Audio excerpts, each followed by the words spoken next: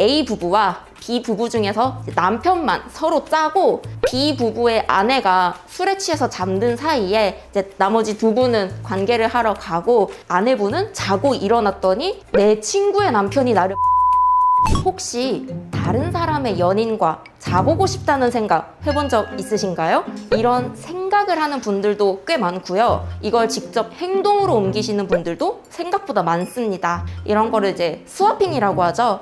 부부간에 서로 합의해서 파트너를 바꿔서 어떤 성적인 관계나 스킨십을 하는 거를 스와핑이라고 하는데요. 이게 사실 우리 상식상 이 한국 정서와 맞지 않는 부분은 많습니다. 근데 그렇다고 이게 처벌을 할 건 또 아니에요. 간통죄가 폐지된 이후로 어떠한 바람이라든지 이런 서로 협의하에 파트너를 바꾼다든지 이런 관계들을 처벌할 규정이 없어졌습니다. 그래서 놀랍게도 이런 상식으로 이해하기 힘든 조금 부도덕에 가까운 행동들이 불법은 아닙니다.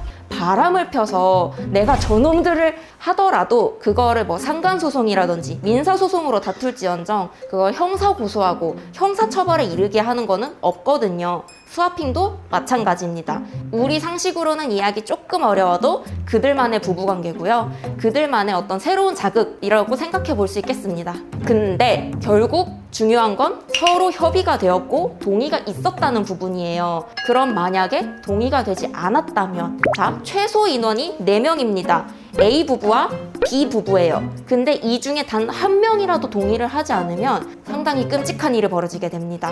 실제로 뉴스에도 나왔던 건데요. 이제 A 부부와 B 부부 중에서 남편만 서로 짜고 B 부부의 아내가 술에 취해서 잠든 사이에 이제 나머지 두 분은 관계를 하러 가고 아내분은 자고 일어났더니 내 친구의 남편이 나를 만지고 있고 심지어 촬영을 하고 있고 내 남편은 나를 지켜주지를 못한 망정 다른 방에서 내 친구랑 자고 있는 거예요. 사실 이게 서로 동의하에 이루어진 거면 부부 스와핑이겠죠. 근데 단 한 명이라도 동의를 하지 않았기 때문에 이건 준강제추행 혹은 준강간의 카메라 촬영이라는 말도 안 되게 엄청난 범죄로 발전해버리게 된 겁니다. 만약에 지금 이 상황에서 서로 간에 합의가 다 있었다면 이 4명이서 다 합의가 되었다면 이건 정말 아무 문제가 없었을 거예요. 누군가가 그러니까 당사자가 아닌 제3자가 그걸 보고 부도덕하다라고 경찰에 신고를 하더라도 처벌을 못합니다. 경찰이 와서 이런 신고가 들어왔다.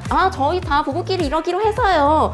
이러면은요 경찰은 그냥 돌아갑니다. 아무 처벌도 받지 않아요. 근데 그중 한 명이라도 문제 제기를 했기 때문에 그 당사자가 직접 문제 제기를 했다면 그건 범죄가 되는 겁니다. 그 선은 굉장히 얇고 엄청나게 아슬아슬하게 이어지는 끈인 거예요.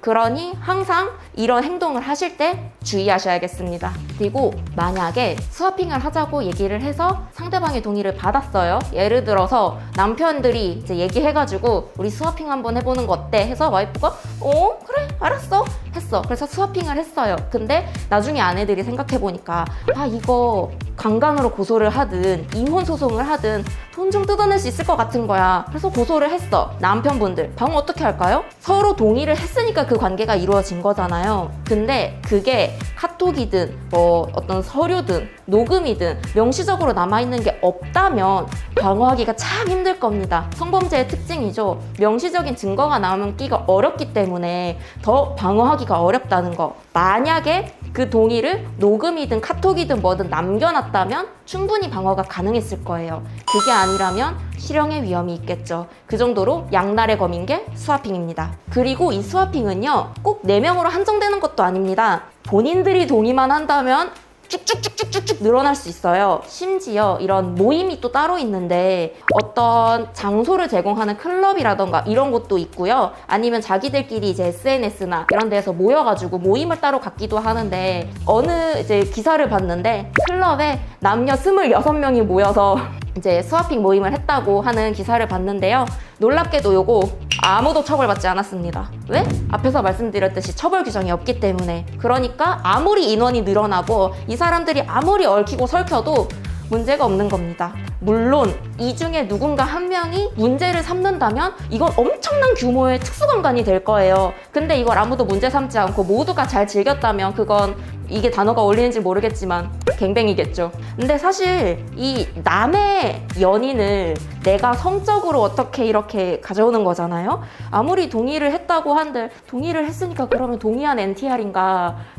저는 솔직히 조금 이해하기가 어렵기는 합니다. 그리고 앞에서 설명드렸듯이 단 한 명이라도 동의하지 않으면 범죄가 된다고 했잖아요. 그럼 그건 진짜 NTR 아닌가? 일반적인 사회 상식과 이 한국 정서와 맞지 않는 부분은 분명히 있습니다만 법적으로 문제가 되지는 않는다. 처벌 규정도 없고 간통죄가 폐지된 지도 벌써 한참 지났고 불법은 아니니까요.